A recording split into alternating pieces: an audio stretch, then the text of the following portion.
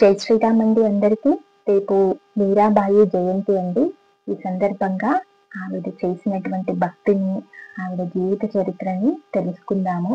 ఆవిడ మహాభక్తురాలిగా ఎలా పరిణమించిందో, మీరా హృదయం మాధవ నిలయంగా ఎలా మారిందో ఇప్పుడు చూద్దామండి. మీరాను రాధా అవతారంగా భావిస్తారు. ఆమె రాజస్థాన్లోని మార్వార్లోని ఒక చిన్న రాష్ట్రమైన మెర్తా సమీపంలోని కుర్తి గ్రామంలో 1499వ సంవత్సరంలో జన్మించింది. మీరా రతన్ సింగ్ రామ్తోర్ కుమార్తె మరియు మెర్తాకు చెందిన దుడాజీ మనవరాలు. మెర్తాకు చెందిన రామ్తోర్లు విష్ణువుకి గొప్ప భక్తులు. మీరాబాయి వైష్ణవ ప్రభావం మధ్య పెరిగారు. ఇది ఆమె జీవితాన్ని శ్రీకృష్ణుని పట్ల భక్తి మార్గంలో తీర్చిదిద్దింది. ఆమె బాల్యం నుండే శ్రీకృష్ణుణ్ణి పూజించడం నేర్చుకుంది. ఆమెకు 4 సంవత్సరాల వయసున్నప్పుడు ఆమె మతపరమైన ధోరణులను ప్రదర్శించింది.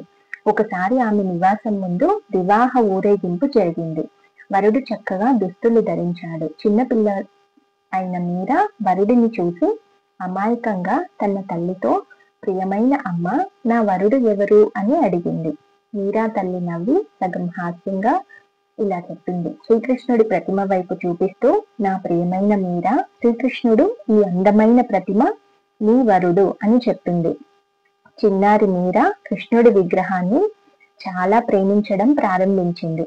ఆమె సమయమంతా ఆ విగ్రహానికి స్నానం చేయించడంలో మరియు దుస్తులు ధరించడంలో గడిపేదన్నమాట.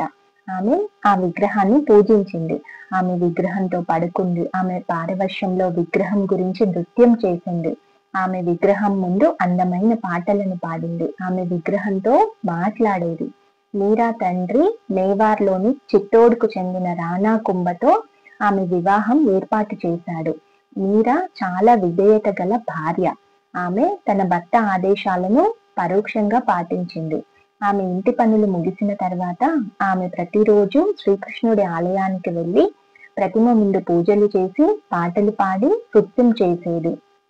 ఆ చిన్న ప్రతిమ లేచి మీరాని కౌగిలించుకొని వేణువు వాయిస్తూ ఆమెతో మాట్లాడేది. రాణా తల్లి మరియు ఇంట్లోని ఇతర స్త్రీలు మీరా మార్గాలను ఇష్టపడలేదు. ఎందుకంటే వారు లోక దృక్పథం మరియు అసూయలో ఉన్నారన్నమాట. వారందరూ ఆమెపై చిరాకు పడ్డారు. మీరా అత్తగారు ఆమెను దుర్గాను పూజించమని బలవంతం చేసి తరచుగా ఆమెను మందలించేది. కానీ మీరా మొండిగా నిలబడింది. ఆమె, నేను ఇప్పటికే నా ప్రియమైన శ్రీకృష్ణుడికే నా జీవితాన్ని అప్పగించాను అని చెప్పింది. మీరా వదిన ఊదబాయి ఒక కుట్ర పన్ని అమాయక మీరాని అపఖ్యాతి పాలు చేయడం ప్రారంభించింది. మీరా ఇతరులతో రహస్య ప్రేమలో ఉందని, ఆమె తన కళ్ళతో మీరాను తన ప్రేమికులతో ఆలయంలో చూశానని మరియు అతను ఒక రాత్రి తనతో వస్తే తాను అతనికి వ్యక్తులను చూపిస్తానని ఆమె రాణా కుంభకు తెలియజేసింది. మీరా తన ప్రవర్తన ద్వారా చిత్తూరులోని రాణా కుటుంబం ప్రతిష్టకు పెద్ద మచ్చ తెచ్చిందని ఆమె ఇంకా చెప్పింది. రాణా కుంభ చాలా కోపంగా ఉన్నాడు. అతను వెంటనే చేతిలో కత్తితో మీరా లోపలి గది వైపు వెళ్ళాడు. అదృష్టవశాత్తు మీరా ఆ గదిలో లేదు. రాణా యొక్క దయగల బంధువు అతన్ని చూసి, ఇదిగో రాణా, తొందరపడకు, తర్వాత నువ్వు పశ్చాత్తాపడతావు, బాగా ఆలోచించు, ఈ విషయాన్ని చాలా జాగ్రత్తగా విచారించు, నిజం కనుక్కో.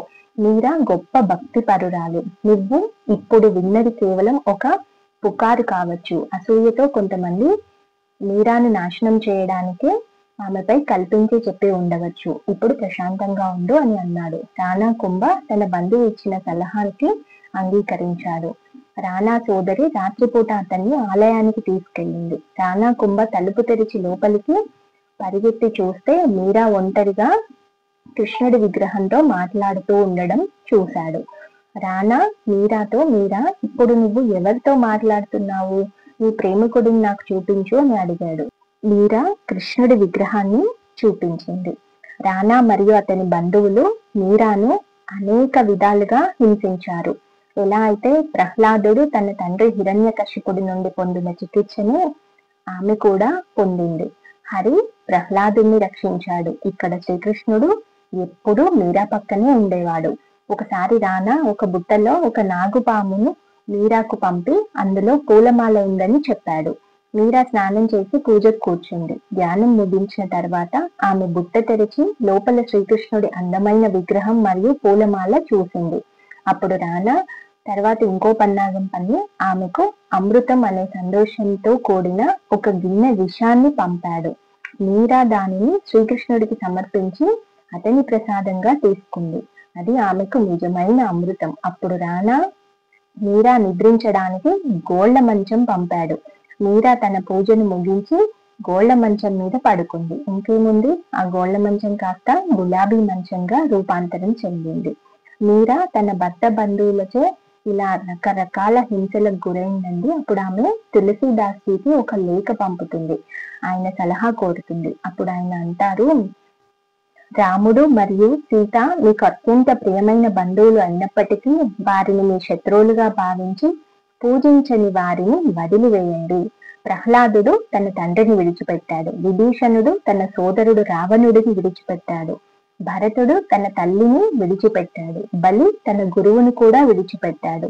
వ్రజ స్త్రీలైన గోపికలు భగవంతుడిని పొందడానికి తమ భర్తలను విడిచిపెట్టారు.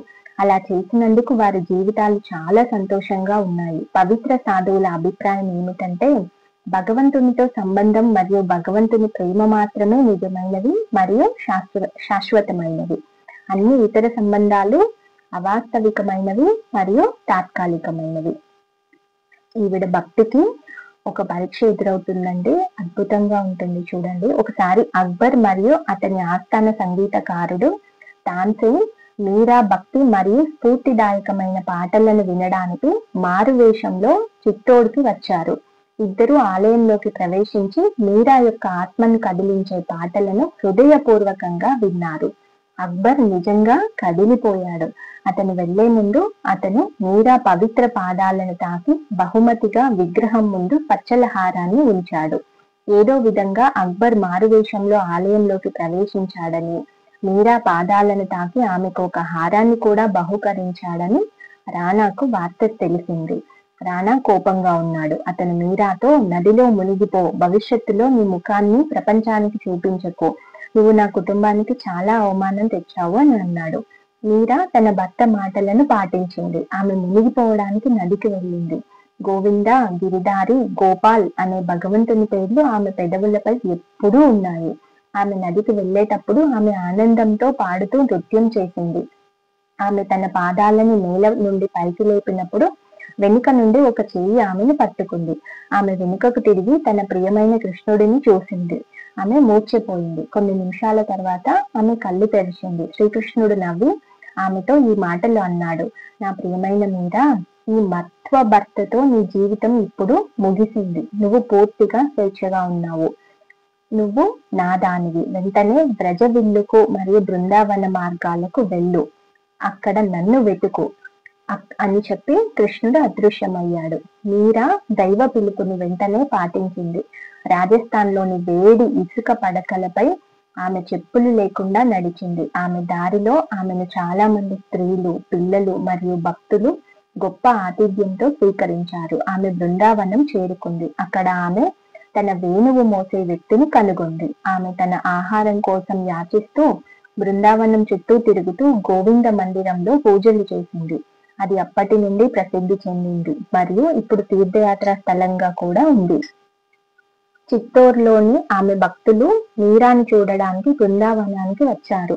రానా కుంభ ఒక భిక్షకుడి వేషంలో మీరా వద్దకు వచ్చి తనను తాను వెల్లడించుకొని తన మునుపటి తప్పులకు మరియు క్రూరమైన పనులకు పశ్చాత్తాపడ్డాడు.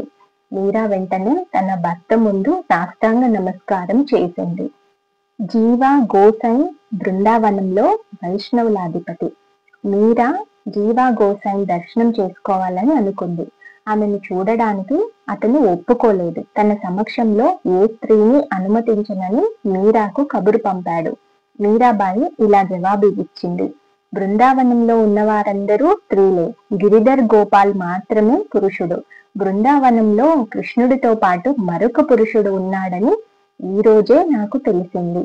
జీవా గోసైన్ సిగ్గుపడ్డాడు. మీరా గొప్ప భక్తిగల మహిళ అని అతను భావించాడు.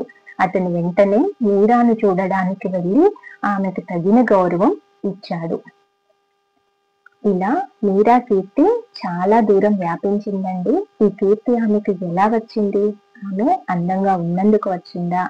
ఆమె కవిత నైపుణ్యం వల్ల వచ్చిందా? కాదండి. ఇది ఆమె చేసినటువంటి త్యాగం, శ్రీకృష్ణుడి పట్ల ఏకాభిప్రాయం మరియు దైవ సాక్షాత్కారం. ఆమె కృష్ణుడిని ముఖాముఖిగా ఎదుర్కొంది. ఆమె కృష్ణుడితో మాట్లాడింది. ఆమె కృష్ణుడితో, ఆమె ప్రియతముడితో భోజనం చేసింది. ఆమె కృష్ణ ప్రేమ రసాన్ని సేవించింది. ఆమె తన హృదయం నుండి తన ఆత్మ యొక్క సంగీతాన్ని, తన ప్రియతముడి సంగీతాన్ని, ఆమె ప్రత్యేకమైన ఆధ్యాత్మిక అనుభవాలను పాడింది. మరియు ఆమె లొంగుబాటు మరియు ప్రేమ పాటలను పాడింది. మీరాకు అందమైన విశ్వదృష్టి కలిగింది. ఆమె కృష్ణుడిని చెట్టులో, రాయిలో, లతలో, పువ్వులో, పక్షిలో, అన్ని జీవులలో, ప్రతి దానిలో చూసింది. కృష్ణుడి పేరు ఉన్నంత వరకు కూడా మీరా పేరు కూడా ఉంటుందండి. మీరా అనే ఈ అద్భుతమైన వ్యక్తిత్వానికి సమానమైన వ్యక్తిని కనుగొనడం చాలా కష్టం. ఆమె ఒక సాధువు, తత్వవేత్త, కవి మరియు ఋషి. ఆమె బహుముఖ ప్రజ్ఞాశాలి మరియు గొప్ప ఆత్మ. ఆమె జీవితం అసాధారణ సౌందర్యం మరియు అద్భుతాలతో కూడిన ఏకైక ఆకర్షణ కలిగి ఉంది. ఆమె ఒక యువరాణి, కానీ ఆమె తన ఉన్నత స్థానానికి సుఖాలు మరియు విలాసాలను విడిచిపెట్టి బదులుగా పేదరికం, తపస్సు, త్యాగం, తితిక్ష మరియు వైరాగ్య జీవితాన్ని ఎంచుకుంది. ఆమె సున్నితమైన యువతి అయినప్పటికీ ఆమె వివిధ ఇబ్బందుల మధ్య ఆధ్యాత్మిక మార్గంలో ప్రమాదకరమైన ప్రయాణంలోకి ప్రవేశించింది. ఆమె అచంచలమైన ధైర్యం మరియు నిర్భయతతో వివిధ పరీక్షలను ఎదుర్కొంది. మీరా యొక్క భూలోక జీవితం కష్టాలతో, ఇబ్బందులతో నిండింది. ఆమెను హింసించారు, చాలా హింసించారు. అయినప్పటికీ ఆమె తన భక్తి బలం మరియు తన ప్రియమైన కృష్ణుడి కృపతో ఆమె ధైర్యంలోని స్ఫూర్తిని మరియు సమతుల్య మనస్సును కొనసాగించింది. ఆమె యువరాణి అయినప్పటికీ ఆమె భిక్షను యాచించింది మరియు కొన్నిసార్లు నీటిని మాత్రమే తీసుకుంది. ఆమె పరిపూర్ణ త్యాగం మరియు స్వీయ సమర్పణ జీవితాన్ని గడిపింది. ఆమె బహిరంగ ప్రదేశాల్లో నృత్యం చేసింది. ఆమెకు లైంగిక భావన లేదు. ఆమె ఉన్నత స్థితిని మాటల్లో తగినంతగా ఎవరూ కూడా వర్ణించలేరు. ఆమె ప్రేమ సముద్రంలో మునిగిపోయింది. ఆమెకు తన శరీరం మరియు పరిసరాల గురించి స్పృహ లేదు. ఇలా ఆమె నిష్కామ భక్తి చేసి చివరికి కృష్ణుడిలో ఐక్యమైందండి. ఇదండి మీరాబాయి యొక్క జయంతి సందర్భంగా ఆవిడ చరిత్ర తప్పకుండా వినండి. ఆ మహాభక్తురాలి చరిత్ర నుండి మనం కూడా నిష్కామ భక్తిని, ఆ కృష్ణుడి పట్ల అచంచలమైన ప్రేమను పెంపొందించుకుందాము. ఇదండి. జై జవాన్, జై కిసాన్, జై శ్రీరామ్. ధర్మో రక్షతి రక్షితః. కృష్ణార్పణం. స్వస్తి.